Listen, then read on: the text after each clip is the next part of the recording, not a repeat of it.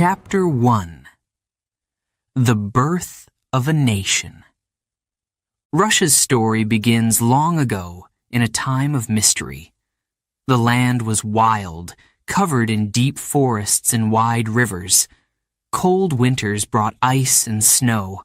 Summers were short but full of life. Animals roamed free, and the rivers carried fish to the people. It was a land of beauty, but also danger. The first people who lived here were Slavic tribes. They built small villages near rivers. Water was their road, their lifeline. It gave them food, helped them travel, and connected them to distant lands. These early Slavs were farmers, hunters, and traders. They grew wheat and rye, raised animals, and fished in the rivers. Life was simple but hard. Winters were cruel, and wars between tribes were common. The Slavs believed in many gods. They worshipped the sun, the earth, and the spirits of nature. Fire was sacred. They gathered around it to tell stories, sing songs, and honor their ancestors. Each village had a leader, a wise elder who made decisions for the people. But there was no single ruler. No one united the land. Then strangers arrived. They came from the north, sailing down the great rivers in long wooden ships. They were warriors, traders, and explorers. Some called them Vikings, but in Russia they were known as the Varangians. They had strong ships, sharp swords, and a thirst for adventure. The Slavs feared them at first. The Varangians were tall, with light hair and fierce eyes. They fought bravely and took what they wanted. But they were also clever traders. They did not come only to conquer. They came to do business. Silver, fur, honey, and amber flowed through their hands. They built strongholds, collected taxes, and made alliances. One Varangian leader changed history. His name was Rurik. The Slavic tribes, tired of fighting each other, invited him to rule. They wanted a strong leader, someone to bring order. Rurik accepted. He settled in the north, in a town called Novgorod. From there, he built his power. His family would rule Russia for centuries. But the true heart of Russia was still to the south. There, by the Dnieper River, lay a great city, Kiev. It was rich and powerful. Merchants from the east and west came to trade. Markets were full of spices, silk, gold, and fine weapons. The people of Kiev were strong, proud, and ready for greatness. Oleg, Rurik's successor, saw the city's power. He wanted it for himself. His warriors rode to Kiev, swords shining in the sun. The city's rulers fell. Oleg entered through the gates and declared, "Let this be the mother of all Russian cities." And so, Kiev became the center of the new kingdom, Kievan Rus. Under Oleg, the Rus grew strong. The people farmed the land, built churches, and traded with the mighty Byzantine Empire. Gold and jewels flowed from Constantinople, the great city of the East. The Rus admired its beauty. They wanted its knowledge, its art, and its faith. Then came a moment that changed everything. A great prince, Vladimir, ruled over Kiev. He was powerful but restless. He searched for something greater than war. He wanted a new faith, a new path for his people. He sent messengers to study different religions, Islam, Judaism, and Christianity. The messengers traveled far. They saw the mosques of the Muslim world. They listened to the prayers of the Jews. But when they entered the churches of Constantinople, they were awestruck. The walls were covered in gold. Candles flickered. The sound of singing filled the air. It felt like heaven on earth. They returned to Kiev and told Vladimir, "We knew not if we were in heaven or on earth." Vladimir made his choice. He embraced Christianity. He ordered the people of Kiev to be baptized in the river.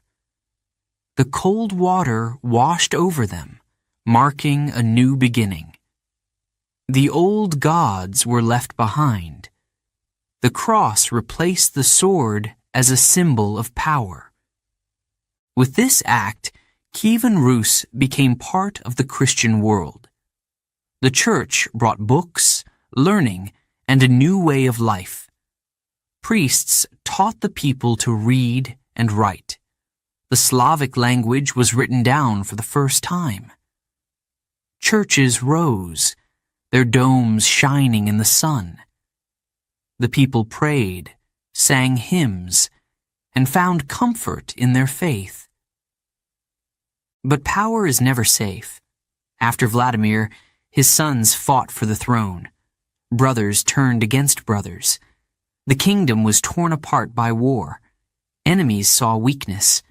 From the east, new invaders came, fierce and unstoppable. They rode like the wind, their arrows flying like rain. The Mongols.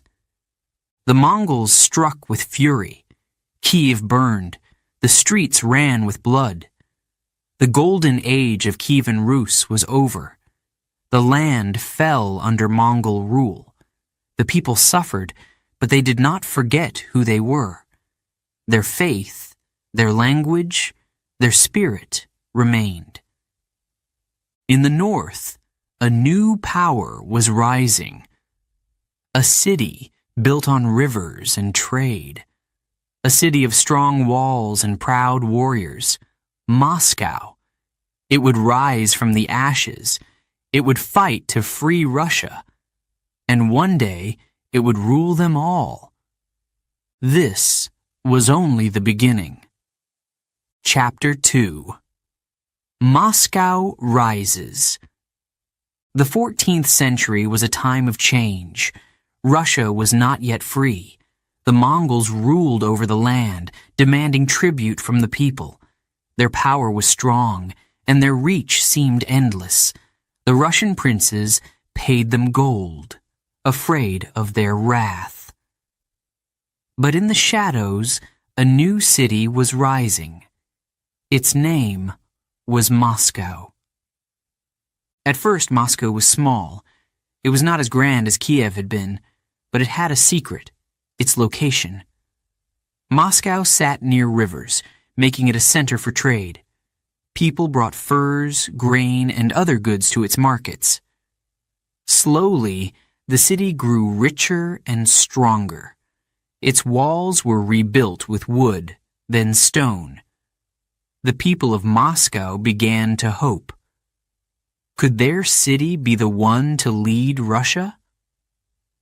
In the 14th century, Moscow gained a clever leader, Ivan I, known as Ivan Moneybag. He was not a warrior, but a strategist. Ivan made deals with the Mongols, gaining their trust. They allowed him to collect taxes from other Russian cities. Ivan kept much of the money for Moscow. With this wealth, he strengthened the city. He invited traders, built churches, and made Moscow the seat of the Orthodox Church. Step by step, Moscow became important.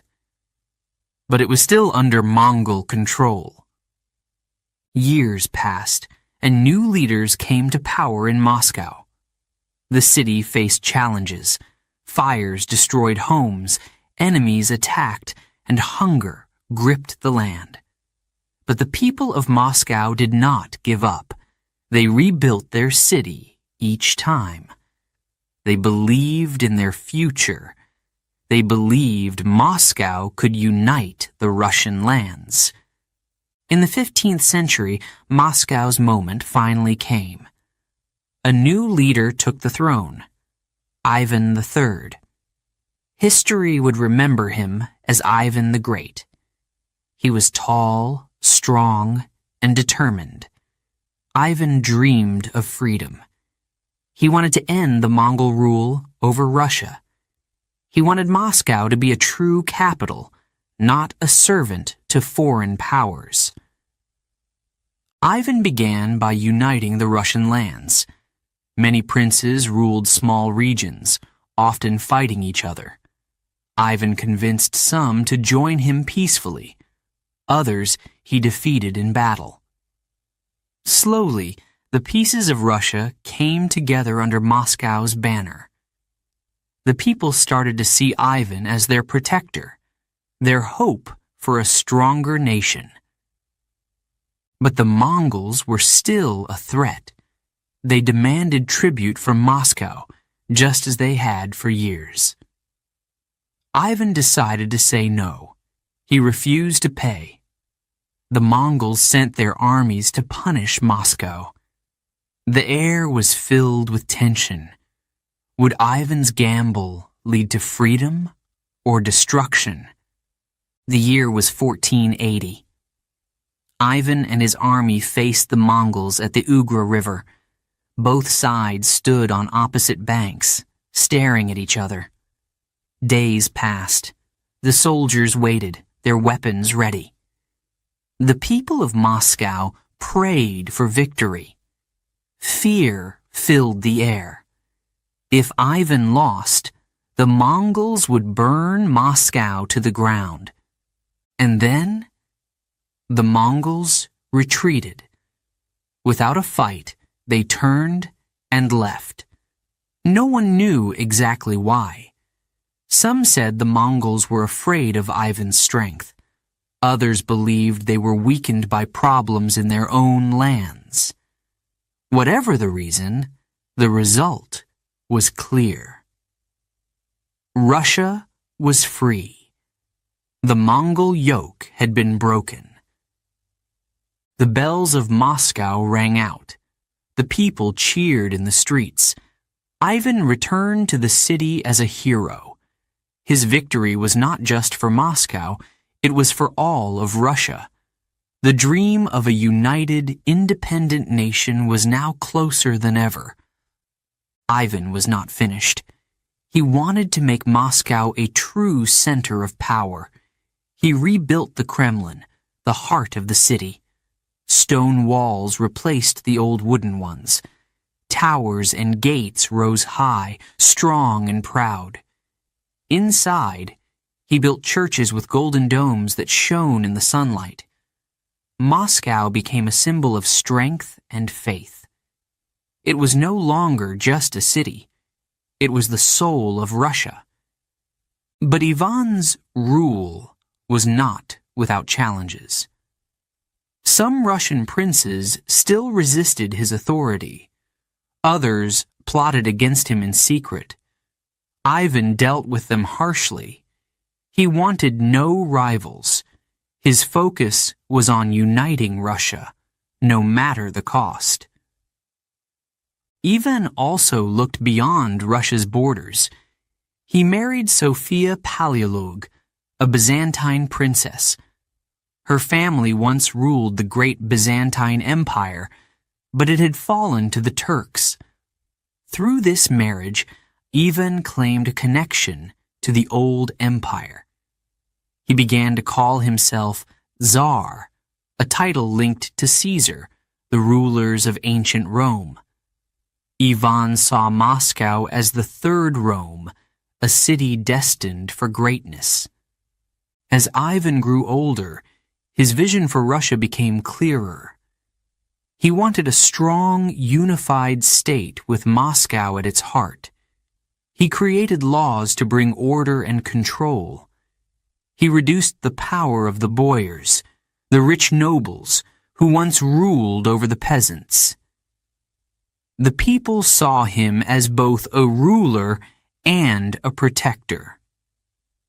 By the time Ivan died in 1505, Moscow was no longer a small city.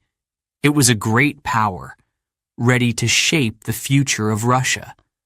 But the story of Moscow's rise was far from over. New leaders would come. New challenges would test the city's strength. Yet one thing was clear. Moscow was the heart of Russia, and it would beat strong for centuries to come. As the sun set over the Kremlin, its golden domes glowing in the fading light, the people of Moscow looked to the future. Their city had survived fire, war, and foreign rule. It had grown from a small settlement into the center of a nation. Suspense lingered in the air. What would Moscow become? What would Russia become? Only time would tell. Chapter 3. Ivan the Terrible. Ivan IV, known to history as Ivan the Terrible, was born in 1530. His life began in the shadows of tragedy. When he was just 3 years old, his father, Grand Prince Vasily, died. This left little Ivan as the ruler of Moscow, but a child could not lead. Power fell into the hands of the boyars, Russia's noble families. They were supposed to protect him, but instead they fought each other for control. Ivan grew up surrounded by cruelty. The boyars argued, plotted, and even killed each other in his presence. He saw betrayal and greed everywhere. Lonely and scared, Ivan often roamed the halls of the Kremlin. He spent hours in the churches praying for peace. Yet inside him, anger began to grow. He was a child, but he felt powerless. This anger would shape his future. When Ivan was 16, he took control of his destiny. In 1547, he was crowned as the first Tsar of Russia. The word Tsar came from Caesar, symbolizing great power. Ivan believed that his authority came from God. The crown was heavy, but he wore it with pride. Now, he was not just a ruler. He was the ruler of all Russia. At first, Ivan ruled wisely. He wanted to make Russia stronger and more united. He created new laws to bring justice to the land. He gathered a council of advisors, choosing men not because of their noble birth, but because of their abilities. He reformed the military, creating a stronger army to defend Russia's borders. These were good years. The people called him Ivan the Great. But Ivan wanted more than just a strong Russia. He wanted to expand its borders. His dream was to make Russia a great empire. In 1552, he turned his eyes to Kazan, a city ruled by the Tatars. It was a powerful fortress, surrounded by high walls and brave warriors. Ivan led his army to battle. Cannons roared, arrows flew, and men fought fiercely. After weeks of fighting, Kazan fell. The victory was glorious. Bells rang across Moscow. The people cheered their Tsar. Ivan ordered the construction of a cathedral to celebrate the victory. It would stand in Red Square near the Kremlin. Its colorful domes rose toward the sky, each one unique. Today, we know it as St. Basil's Cathedral, one of Russia's most famous landmarks. It was a symbol of Ivan's greatness, a reminder of his power. But not all of Ivan's story was filled with triumph. Tragedy and darkness followed him. In 1560, his beloved wife, Anastasia, died. Her death broke his heart. Ivan believed that she had been poisoned by the boyars. His grief turned to rage. He no longer trusted anyone. The kind and wise ruler began to change. Ivan created a special force called the Oprichnina. These men wore black robes and rode black horses. They were his secret police, loyal only to him. They hunted down anyone Ivan thought was a threat. The boyars were their main target. Many were arrested, tortured, and killed. Villages were burned, and innocent people suffered. Fear spread across the land. The people whispered stories of Ivan's cruelty. They began to call him Ivan the Terrible. But Ivan's fury did not stop with the boyars. In 1570, he turned against the city of Novgorod. He believed that its leaders were plotting against him. His army marched into the city. What followed was a tragedy. Thousands of people were killed. Homes and churches were destroyed. The streets of Novgorod ran with blood. It was one of the darkest moments of Ivan's reign. Ivan's personal life was filled with pain. He had many children, but only a few survived. In 1581, an argument with his eldest son turned violent. In a moment of rage, Ivan struck his son with a staff. The blow was fatal. Ivan's son and heir lay dead at his feet. The Tsar wept for days, but nothing could undo what had happened. This tragedy haunted him for the rest of his life. Despite his cruelty, Ivan was a complex figure. He was deeply religious and spent hours in prayer. He wrote letters filled with passion and intelligence. He cared about his people in his own way, building schools and printing books. But his paranoia and anger overshadowed his achievements. In 1584, Ivan fell ill. He died at the age of 54 while playing a game of chess. His death marked the end of an era. He left behind a country larger and more powerful than when he had become Tsar. But it was also a land filled with fear and suffering. Ivan the Terrible's reign was a mix of greatness and terror.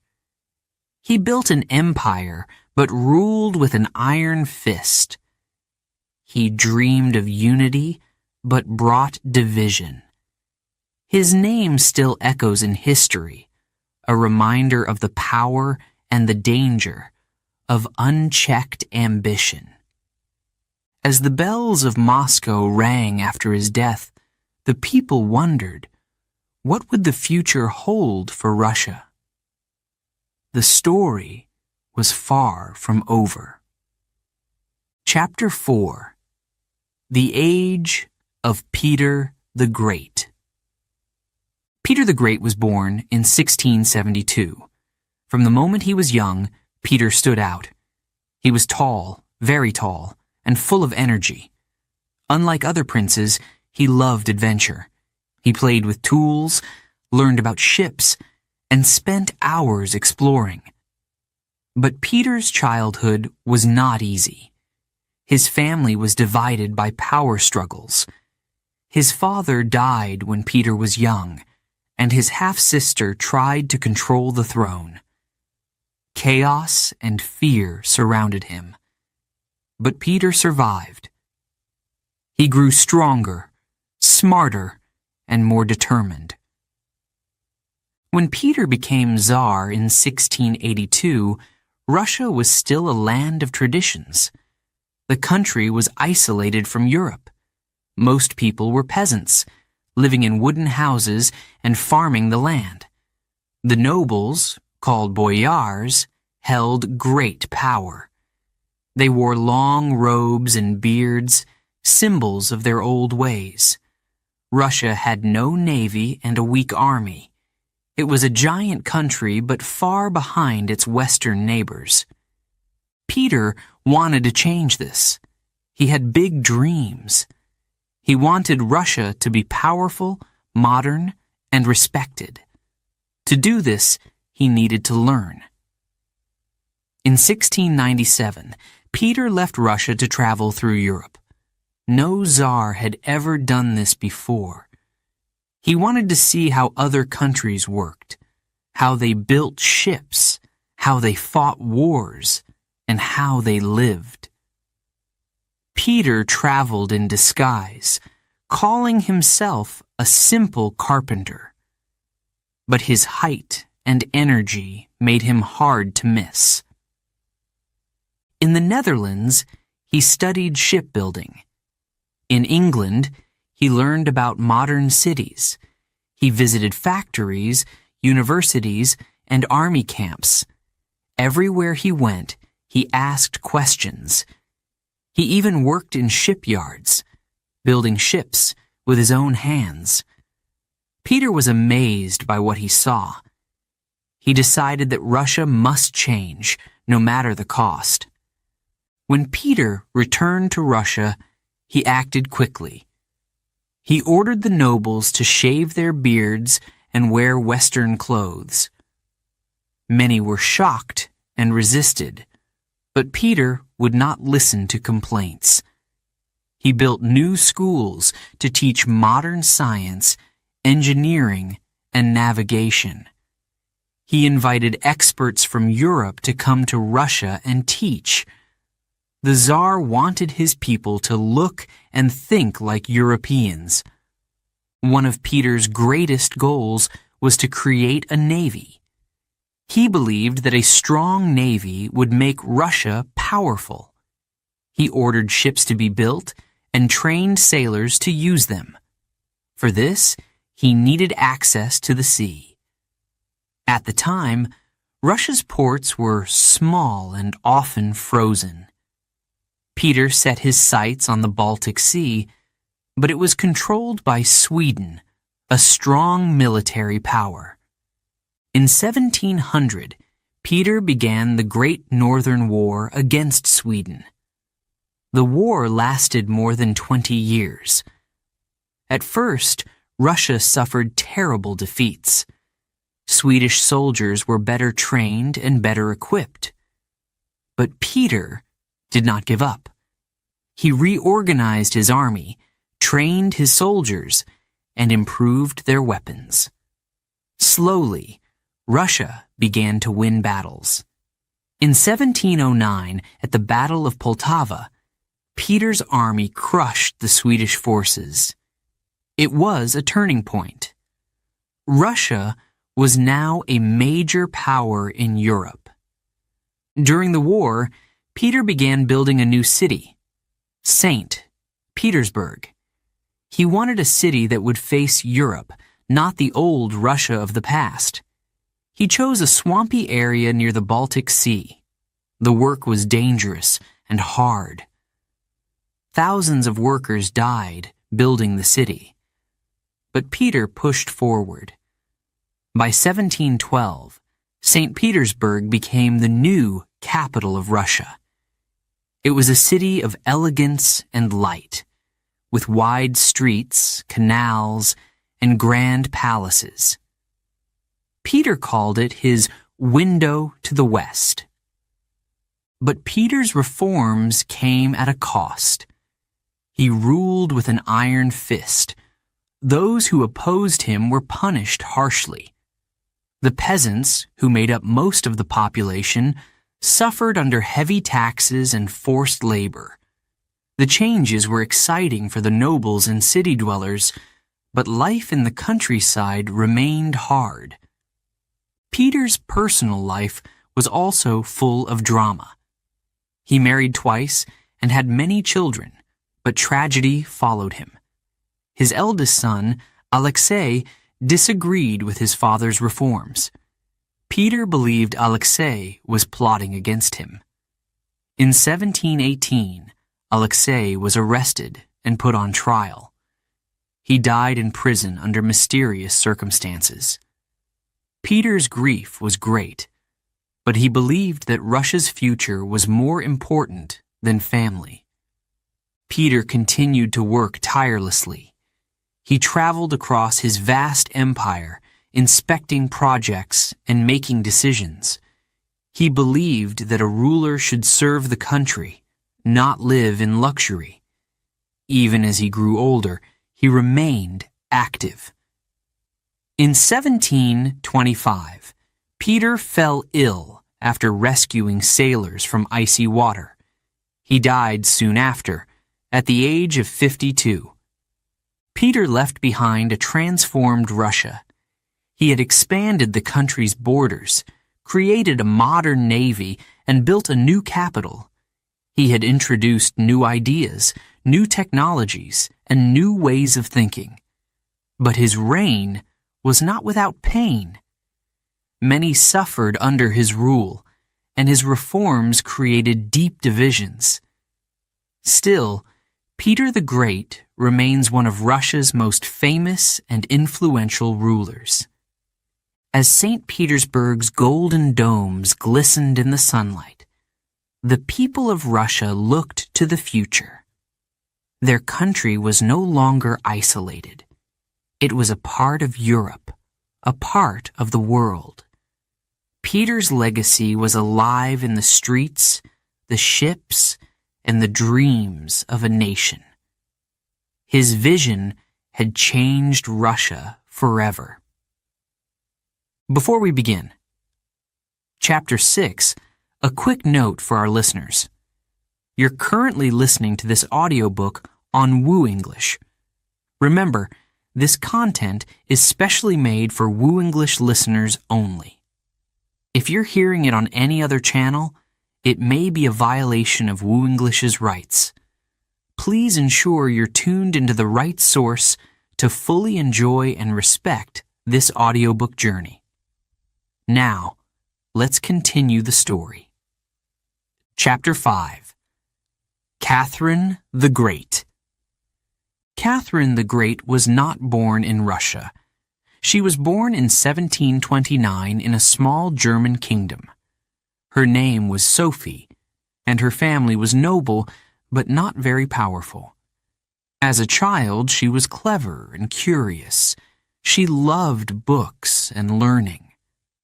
Sophie dreamed of an exciting life beyond her quiet home.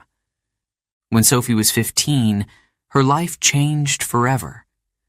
She was chosen to marry Peter, the heir to the Russian throne. She traveled to Russia, a land very different from her own. It was cold, vast, and filled with traditions she did not know. But Sophie was determined to succeed. She converted to the Orthodox Church, changed her name to Catherine, and began to learn the Russian language. She worked hard to understand the people and their culture. Catherine's husband, Peter, was not an easy man to love. He was childish, stubborn, and careless. Many people in the court did not like him. Catherine, however, was different. She was charming, smart, and diplomatic. She made friends with powerful nobles and won their trust. While Peter was careless, Catherine was always observing, always planning. In 1762, Peter became emperor, but his rule was short. Just a few months later, Catherine and her allies removed him from power. It was a bold and dangerous move. Catherine became the ruler of Russia.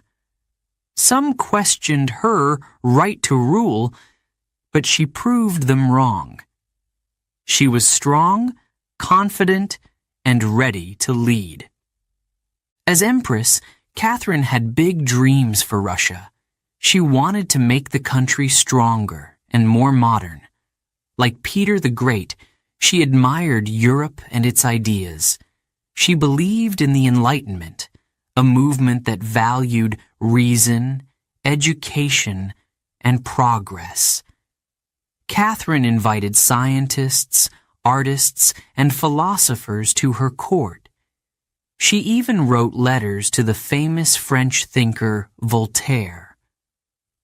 Catherine worked hard to improve Russia. She reformed the government, making it more organized and efficient. She encouraged the building of schools, hospitals, and roads. She wanted more people to read and learn, so she supported the creation of libraries and the arts. Under her rule, Russia became a center of culture and knowledge. But Catherine was not just a lover of books and ideas. She was also a fierce leader. She expanded Russia's borders through war and diplomacy. She fought against the Ottoman Empire, winning new lands in the south. These lands gave Russia access to the Black Sea, opening new opportunities for trade. Catherine also took part in the partition of Poland, gaining more territory for her empire. By the end of her reign, Russia was larger than ever before. Catherine's reign was not without challenges. The peasants, who made up most of the population, lived hard lives. They worked long hours, paid heavy taxes, and had little freedom. In 1773, a man named Pugachev led a rebellion. He claimed to be the true Tsar and promised to free the peasants. Thousands joined him. The rebellion grew and violence spread. Villages were burned and many lives were lost. Catherine acted quickly. She sent her army to crush the rebellion. After months of fighting, Pugachev was captured and executed. The rebellion was over, but it left a scar. Catherine realized how much the peasants suffered. She wanted to help them, but feared losing the support of the nobles. It was a problem she could never fully solve. Despite these struggles, Catherine remained a powerful and admired leader. She was a woman in a world ruled by men, yet she commanded respect. Her court was full of elegance and splendor. She collected art, supported music, and built grand palaces. The Hermitage Museum, one of the largest in the world today, began with her personal collection. Catherine's personal life was just as dramatic as her rule. She had many lovers, some of whom became her close advisors. These relationships caused gossip, but Catherine did not care. She was always in control. She used her charm and intelligence to maintain her power. As Catherine grew older, she continued to work tirelessly. She believed that a ruler should serve the people. She wrote laws, led campaigns, and dreamed of even greater reforms. But in 1796, at the age of 67, Catherine passed away. Her death marked the end of an extraordinary reign. Catherine the Great left a lasting legacy. She transformed Russia into a major European power. She brought art, science, and education to her people. She expanded the empire and strengthened its position in the world. Yet her story is also one of ambition and sacrifice. She ruled with brilliance, but her choices came with a cost. As the sun set over St. Petersburg, the city she loved, the people of Russia remembered her as one of their greatest leaders. Catherine's life was a journey of courage, determination, and vision.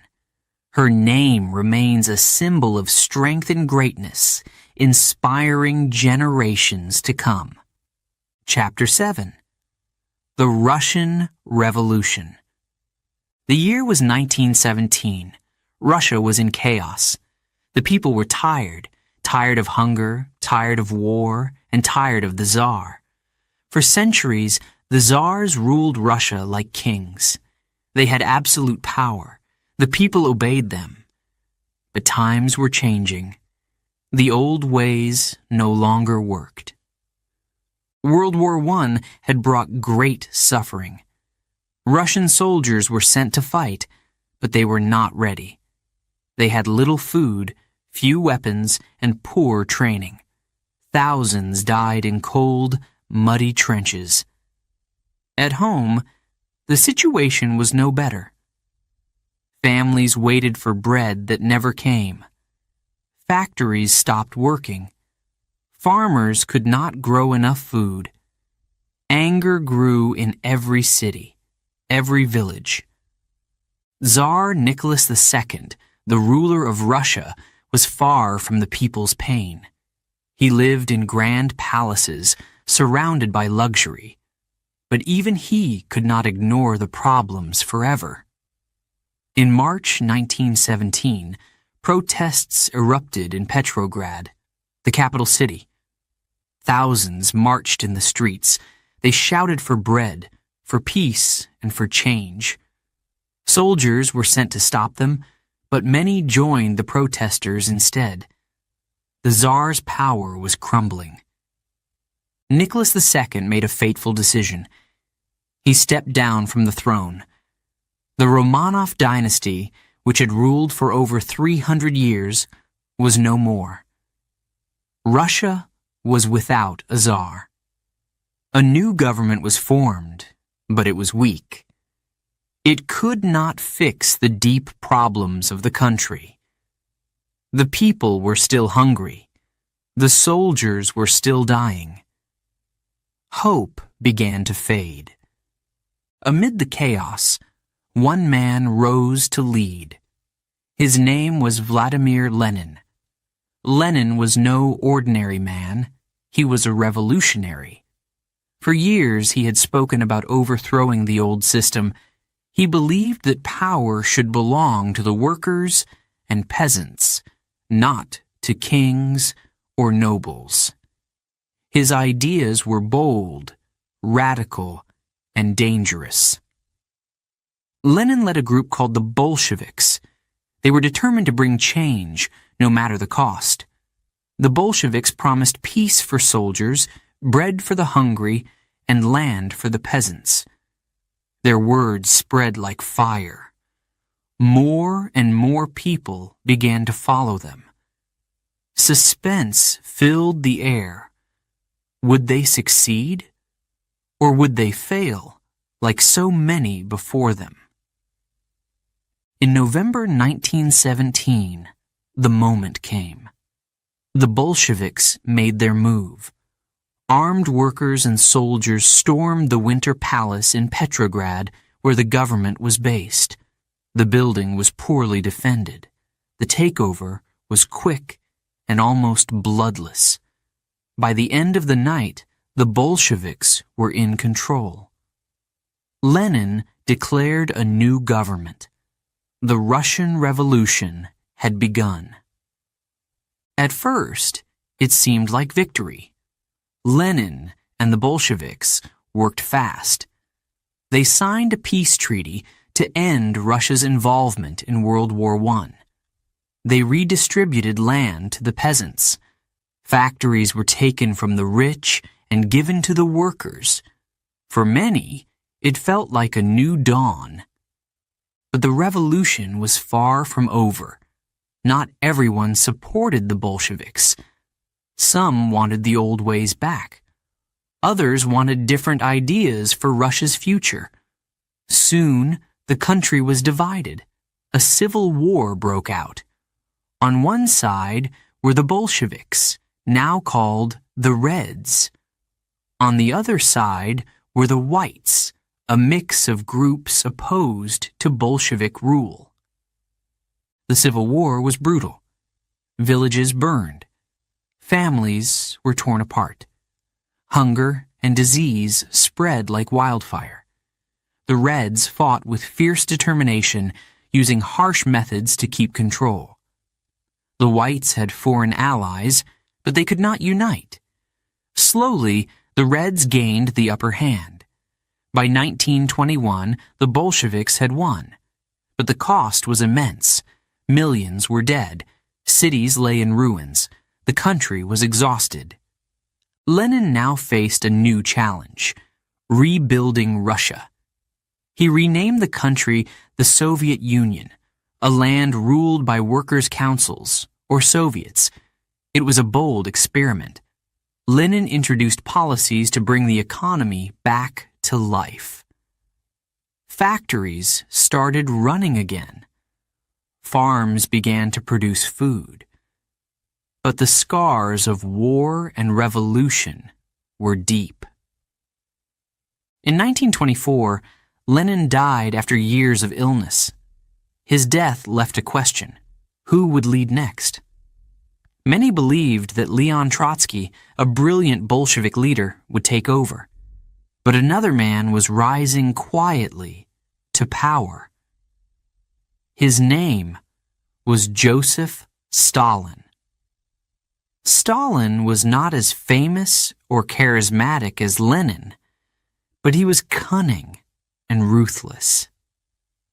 By the late 1920s, Stalin had eliminated his rivals. He became the leader of the Soviet Union. The Russian Revolution changed the world forever. It ended centuries of monarchy and brought new ideas of equality and power to the people. But it also brought years of bloodshed, fear, and struggle. The promises of the revolution were great, but the reality was complex. As the dust settled, the people of Russia faced a new future. The old empire was gone, replaced by a new kind of state. What would this future hold? Only time would tell. The revolution was over, but its legacy was just beginning. Chapter 8. The Soviet Union is born. In 1922, a new country was born. It was called the Soviet Union, or the USSR. It was unlike anything the world had seen before. The Soviet Union was made up of many republics, with Russia as the largest. It was created after years of war and revolution. Its leaders promised a better life for workers and peasants. But the road ahead was not easy. Lenin was the first leader of the Soviet Union. He had big dreams. He wanted a country where people worked together for the common good.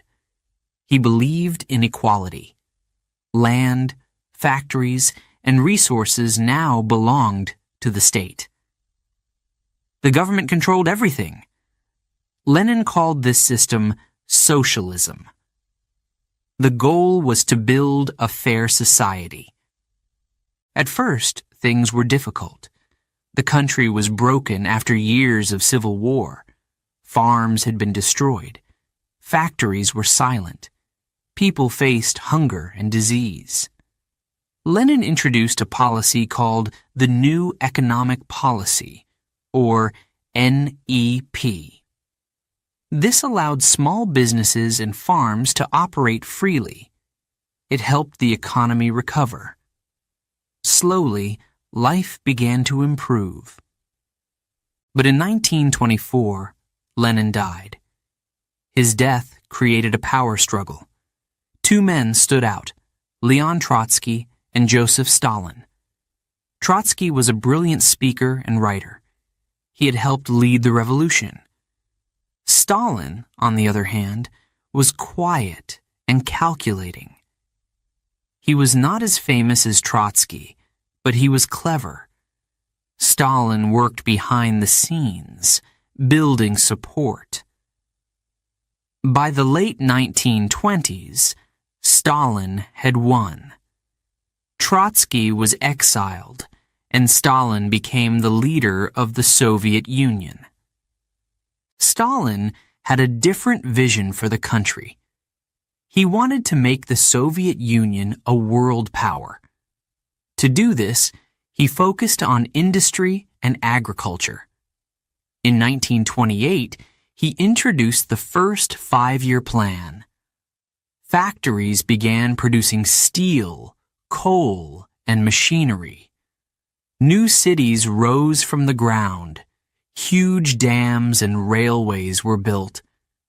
It was a time of rapid change. But Stalin's plans came at a great cost. Farmers were forced to give up their land and join collective farms. These were large farms controlled by the government. Many resisted. Stalin responded harshly. Soldiers took grain, leaving families with nothing. Millions of people starved to death in what became known as the Great Famine.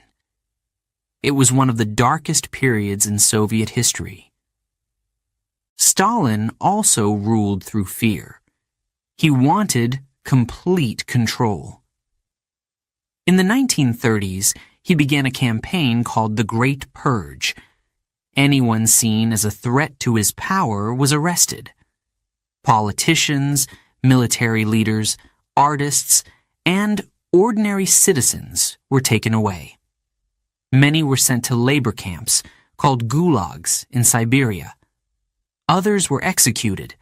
Families lived in fear, not knowing who would disappear next. Despite this, the Soviet Union continued to grow. By the late 1930s, it had become an industrial giant. Its army was one of the largest in the world. The country seemed strong, but beneath the surface, people were suffering.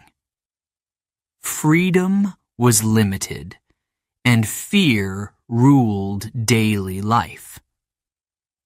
In 1941, the Soviet Union faced its greatest challenge. Nazi Germany, led by Adolf Hitler, invaded. The attack was sudden and brutal. Cities were bombed. Millions of soldiers and civilians died. The Soviet people fought back with incredible courage. The Battle of Stalingrad, one of the bloodiest battles in history, became a symbol of Soviet strength. After years of fighting, the Red Army pushed the Nazis back and marched into Berlin in 1945. The Soviet Union had won the war, but the victory came at a terrible cost. Over 20 million Soviets had died. After the war, the Soviet Union was a global superpower. It controlled much of Eastern Europe. Countries like Poland, Hungary, and East Germany became part of its sphere of influence. The world was now divided into two sides: the Soviet Union and the United States. This began the Cold War, a period of tension and competition. Stalin continued to rule with an iron fist until his death in 1953. By then, the Soviet Union had changed the world. It was a symbol of both hope and fear. For some, it represented progress and equality. For others, it was a place of oppression and suffering. The early years of the Soviet Union were a mix of dreams and nightmares. It was a time of great ambition and great sacrifice. Chapter 9: The Great Patriotic War. In 1941, the Soviet Union faced its darkest hour. Nazi Germany, led by Adolf Hitler, launched a massive invasion. It was called Operation Barbarossa. German tanks, planes, and soldiers swept across the border. The attack was sudden and brutal. The Soviet people were not ready. Towns fell quickly. Cities burned. Fear spread across the land. The Soviet Union called this conflict the Great Patriotic War. It was not just a war for survival. It was a fight for the future. Hitler wanted to destroy the Soviet Union. He wanted its land, its resources, and its people. But the Soviets would not give up without a fight. The German army pushed deeper into Soviet territory. By the autumn of 1941, they reached the gates of Moscow. The capital was under threat. The air was cold and snow began to fall. Soviet soldiers dug trenches and prepared to defend their city. Women and children worked to build defenses. Everyone played a part.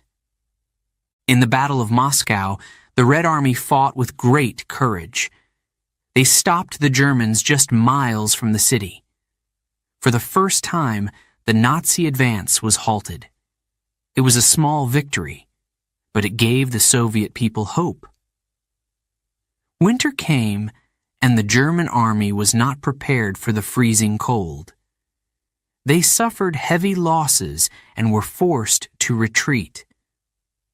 But the war was far from over. In the summer of 1942, Hitler launched another major attack. This time, his target was Stalingrad, a city on the Volga River. Stalingrad was an important industrial center. If the Nazis captured it, they would cut off Soviet supplies. The battle that followed became one of the bloodiest in history. For months, the fighting raged. German planes bombed the city, turning buildings to rubble. Soldiers fought in the streets, in the ruins, and even underground. The Soviets refused to surrender. They knew what was at stake. Families were torn apart. Fathers and sons went to war. Mothers waited for news that might never come. The turning point came in the winter of 1943. The Red Army surrounded the German forces in Stalingrad. Trapped and starving, the Germans had no choice but to surrender. It was a great victory for the Soviet Union. The people celebrated, but the cost was high. Over 1 million Soviet soldiers and civilians had died. The city was destroyed, but it had not fallen. Stalingrad became a symbol of Soviet strength and determination. After Stalingrad, the Red Army began to push the Germans back. Town by town, city by city, they reclaimed their land. The fighting was fierce. Soldiers faced hunger, cold, and death, but they did not stop. The Soviet people knew they were fighting for their homeland, for their families, and for their future. By 1944, the Red Army had reached Eastern Europe. They liberated countries that had been occupied by the Nazis. The horrors of war became clear. In Poland, they discovered concentration camps where millions of innocent people had been killed. The soldiers were shocked and horrified. They knew they had to end the war, no matter the cost. In May 1945, the Red Army entered Berlin, the capital of Nazi Germany. The city was in ruins. Soviet soldiers raised their flag over the Reichstag, the German parliament building. The war in Europe was over. Victory had come, but it had been paid for with blood. Over 27 million Soviet people had died. Entire cities had been destroyed. Families had been torn apart forever. The Soviet Union emerged from the war as a global power. Its people had shown incredible bravery and sacrifice. They had endured hunger, fear, and loss, but they had not given up. The Great Patriotic War became a source of pride and sorrow for generations. It was a reminder of the courage and strength of the Soviet people, even in the darkest times. The war was over, but its memory lived on. It shaped the Soviet Union and the world for years to come. The scars remained, but so did the lessons. The Great Patriotic War was not just a fight for survival. It was a story of bravery, loss, and triumph that would never be forgotten. Chapter 10. Cold War Shadows. After World War II, the world changed. Two superpowers emerged, the United States and the Soviet Union. They were allies during the war, but now they were rivals. Each wanted to shape the future. Each believed their way was the best. The United States supported democracy and capitalism.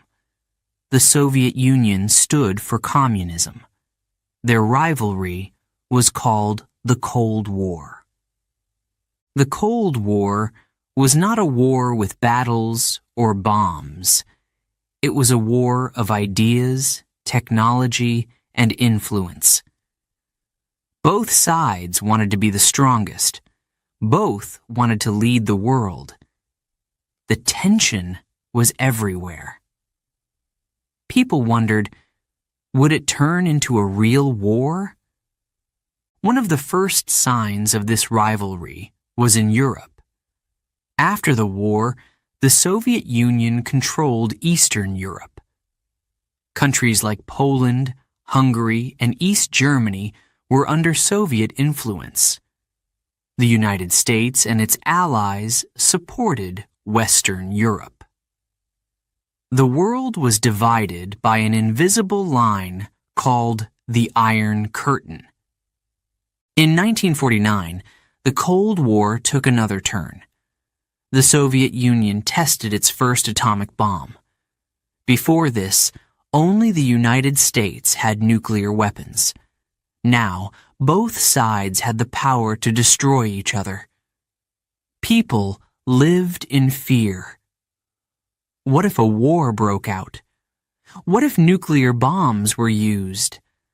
The threat of destruction was always in the air. The arms race began.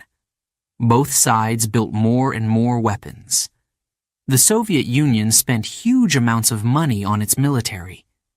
Missiles, tanks, and planes were produced in large numbers. Schools taught children what to do in case of an attack. Families built shelters underground. The fear of war shaped daily life. At the same time, another race was beginning, the space race. In 1957, the Soviet Union launched the first satellite, Sputnik, into space. It was a small, silver ball, but it sent shockwaves around the world. People looked up at the sky and saw the future. The Soviets had taken the lead in space. The United States quickly responded. The race to space became a symbol of the Cold War. Both sides wanted to show their strength. In 1961, the Soviet Union made history again. Yuri Gagarin became the first human to travel to space. He orbited the Earth and returned safely. The Soviet people were proud. Their country was reaching the stars. But life on the ground was not as bright. In the Soviet Union, people worked hard, but resources were limited. The government controlled everything: factories, farms, and even what people could say. Goods like meat, sugar, and shoes were often in short supply. People waited in long lines for basic items. Life was not easy. The government also kept a close eye on its citizens. The secret police, the KGB, watched for anyone who disagreed with the state. People who spoke out could be arrested, sent to labor camps, or worse. Fear was part of life. Spies worked in the shadows, both inside and outside the Soviet Union. Some spied for the Soviets, others spied against them. Trust was rare. Suspicion was everywhere. One of the most dramatic moments of the Cold War came in 1962. It was called the Cuban Missile Crisis. The Soviet Union placed nuclear missiles in Cuba, close to the United States. The world held its breath. Would there be a war? For 13 tense days, leaders from both sides negotiated. In the end, the Soviet Union removed the missiles. The crisis was over, but the danger remained. Throughout the Cold War, the Soviet government promised progress. New factories were built, and education was free for everyone. Scientists and engineers were celebrated. In cities, people saw signs of modern life: new apartments, buses, and subways. But in the countryside, many still lived in poverty. Farmers worked on collective farms, earning little for their efforts. The Soviet Union tried to spread its influence around the world. It supported communist movements in Asia, Africa, and Latin America. Countries like China, Vietnam, and Cuba became allies. The United States, in turn, supported its own allies. Conflicts broke out in places like Korea and Afghanistan, where both sides fought indirectly. By the 1970s, people in the Soviet Union began to feel the strain. The government spent huge amounts on weapons and space projects, but ordinary people wanted better lives. Food shortages became more common. The economy slowed. People whispered about change, but few dared to speak openly. Despite the challenges, Soviet culture thrived in some ways. Writers, filmmakers, and artists created works that reflected both hope and struggle. Sports brought moments of pride. Soviet athletes competed in the Olympics, winning medals and admiration. Ice hockey became a source of national pride, especially when the Soviet team faced the United States. As the 1980s approached, cracks began to appear in the Soviet system.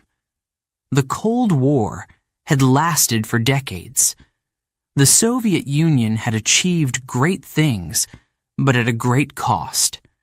The people were tired. The world was watching. What would happen next? The shadows of the Cold War lingered, but change was on the horizon. Chapter 11. The Fall of the Soviet Union. In 1991, the world witnessed an event no one had thought possible. The Soviet Union, a superpower for decades, collapsed. Its fall marked the end of an era. But how did this happen? What caused such a powerful nation to break apart? The story begins with Mikhail Gorbachev. Mikhail Gorbachev became the leader of the Soviet Union in 1985. he was different from the leaders before him. He was young, energetic, and full of ideas. Gorbachev knew that the Soviet Union was in trouble. The economy was weak. Factories were outdated. Food shortages were common. People stood in long lines for bread and basic goods. Change was needed, and Gorbachev was determined to bring it. He introduced two major reforms. The first was called glasnost, or openness. Under glasnost, people were allowed to speak more freely. Newspapers could criticize the government. Citizens could discuss problems openly for the first time in decades. For many, this was exciting. For others, it was shocking. The silence of fear was breaking. The second reform was perestroika, or restructuring. This focused on the economy. Gorbachev wanted to modernize factories and farms. He allowed some private businesses to open, something new in a communist system. But these changes were slow and difficult. The economy struggled to improve. People were frustrated. They wanted faster results. As glasnost spread, old wounds reopened. People began to talk about past events that had been hidden for years. They spoke about the Great Purge, the gulags, and the millions who had suffered under Stalin. They discussed the Great Famine and the hardships of war. The truth was painful, but it could no longer be ignored. At the same time, the Soviet Union's republics began to demand independence.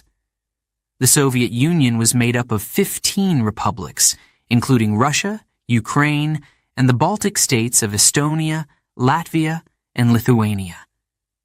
For years, these republics had been controlled by Moscow. Now, they wanted freedom. Protests grew louder. In 1990, Lithuania declared its independence. Other republics followed.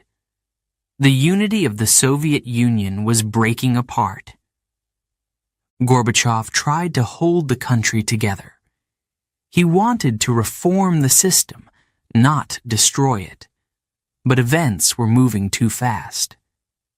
In August 1991, hardline communists staged a coup.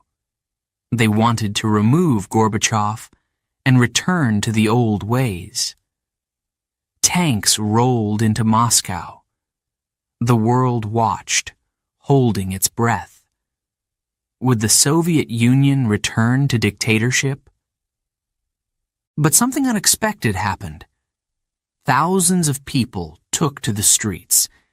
They stood in front of the tanks, unafraid. They demanded freedom.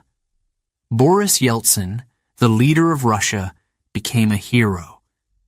He climbed onto a tank and called for the end of the coup. The plotters gave up. The coup had failed, but it showed how weak the Soviet Union had become.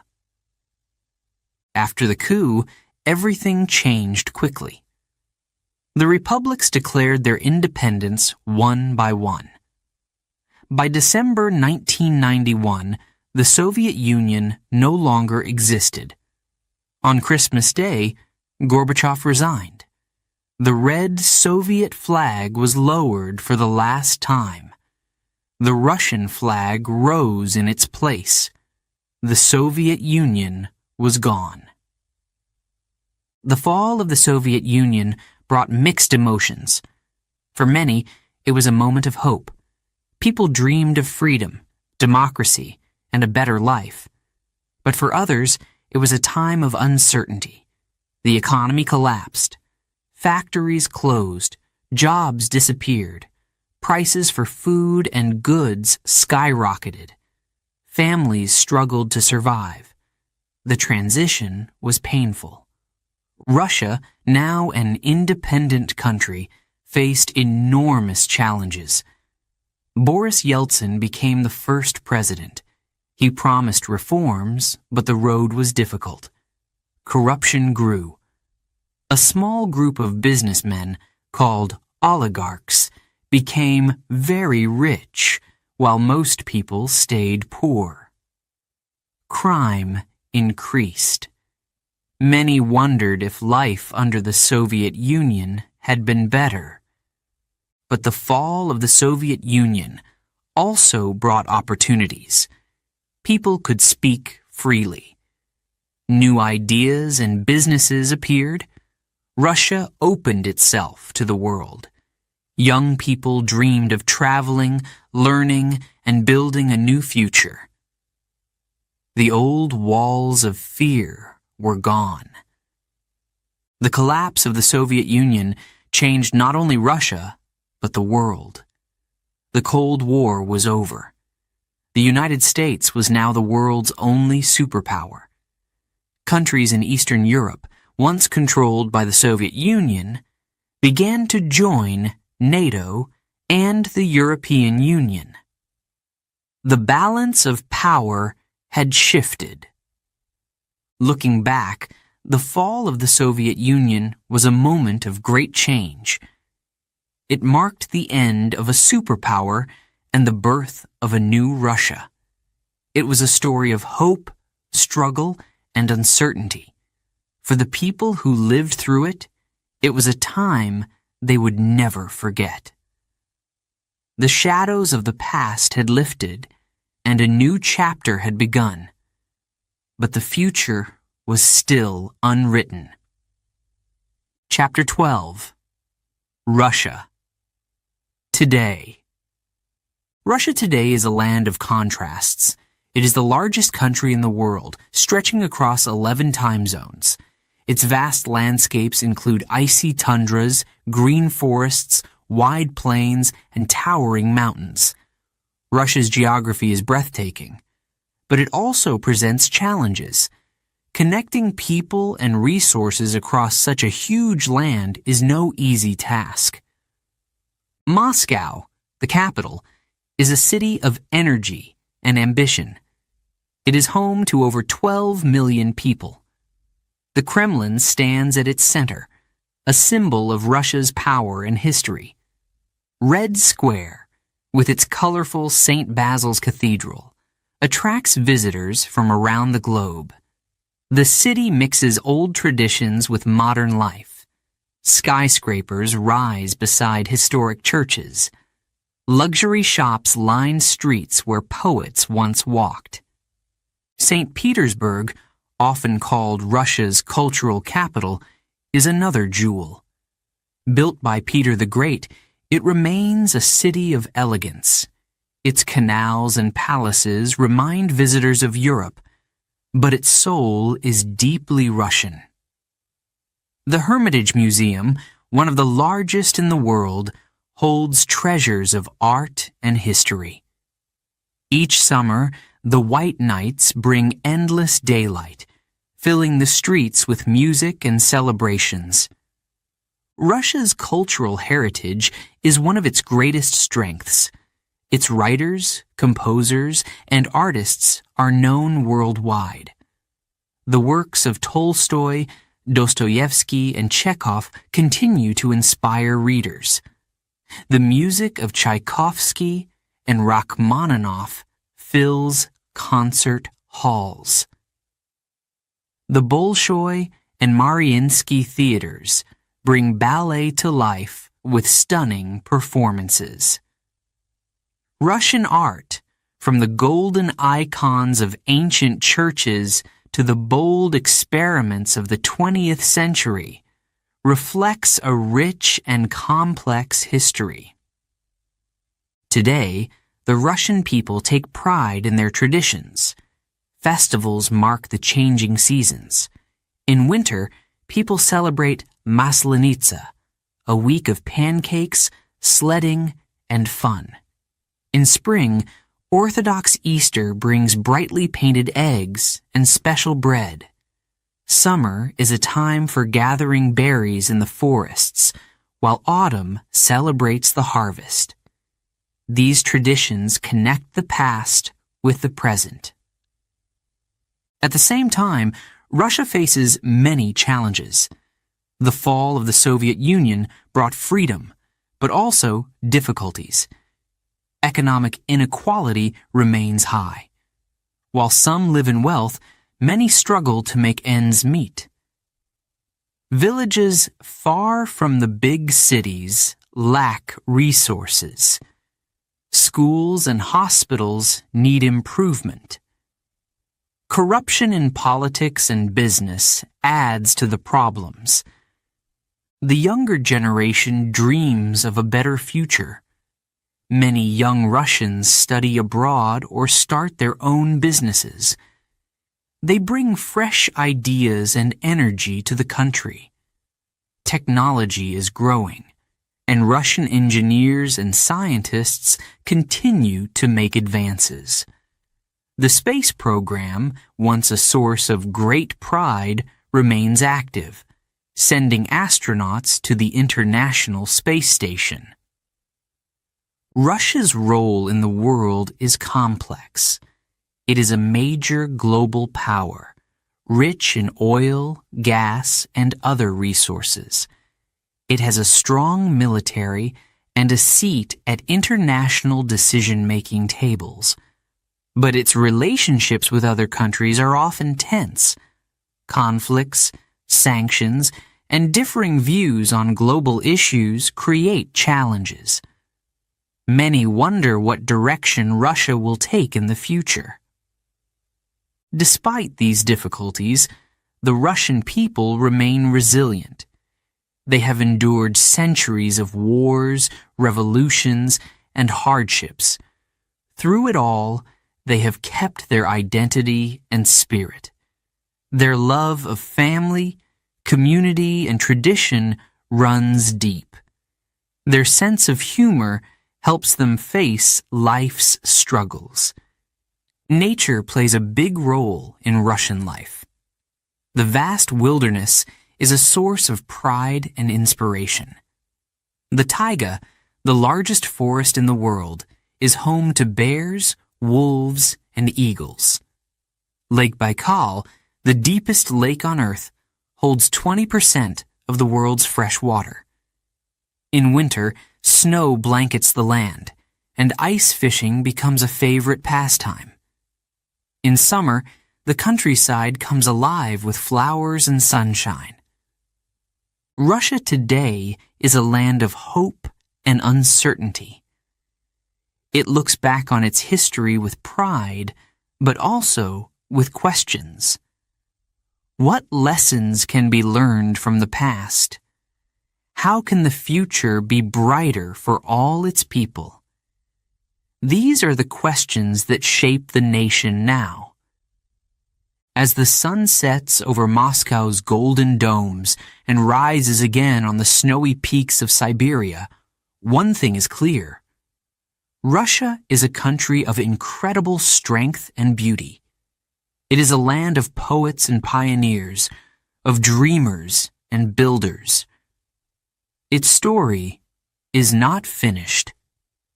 It continues to unfold, full of possibilities and promise.